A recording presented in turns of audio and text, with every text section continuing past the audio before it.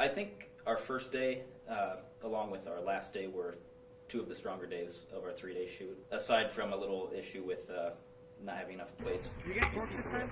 I got a lot of plates. Kind of became a thing. A lot of plates. First day, I think day went smoother. We got what we set out to get. And I think also in the first day, because it was the first day, people were excited to be on set. There was just more positive vibes. The second day was a bit more rough. It was a cluster bomb. One of the reasons had to do with my car and me leaving the battery on. Carl's car immediately kind of broke down, and for some reason fixing that took priority to getting set up. It was just kind of funny, like we had like 8 people standing around a car that wasn't working, and our actors were all here and everything, and so it's kind of like, well, we got to get the ball rolling right now. Like, what's the hold up? Like, none of the gear was out there, none of that. It probably set us like 20 to 30 minutes back, just, and the car's still not working, so it's kind of a waste of time.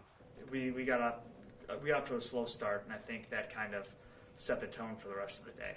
It does show in the end because we were missing so much.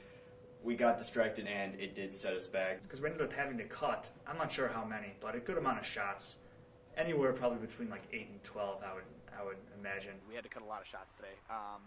It was a lot of things that was unnecessary.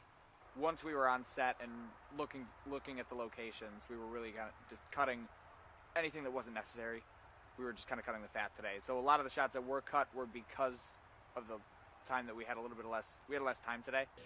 Certain shots were assimilated into one, which ultimately did not service us well by the time that we did get the footage back, because all these very lengthy setups that I had taken to make sure that we got the right coverage that we did, there just wasn't time enough to get it. Seeing the first version of the rough cut, I came to realize that we were kind of lacking on coverage. That day I'd come to set and things kind of seemed to be at a standstill, so I wasn't certain what we did get, but I think now it's clear that we didn't get all that we needed. So in general that day, I think the combination of the fact that we were really trying to fit a lot into that day in the first place, like most of the movie, at least in the script, probably takes place in the woods, in those woods, probably half the script.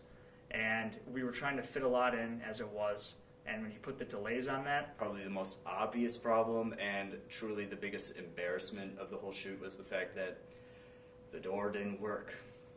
Not at all. And it's something we probably should have figured out much sooner, just because it didn't open. There came that point where Tom, our Norman, was trying to open it, and we realized we didn't check the door. Amazing. We never thought to get a door that would open. I have no doubt that if we had taken 5 of our strongest crew members, we probably wouldn't have been able to bust this thing open. In fact, it almost came to the point where it was bust open. Oh, fuck.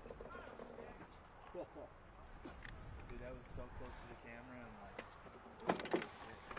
Oh, you got a sandbag, anyone?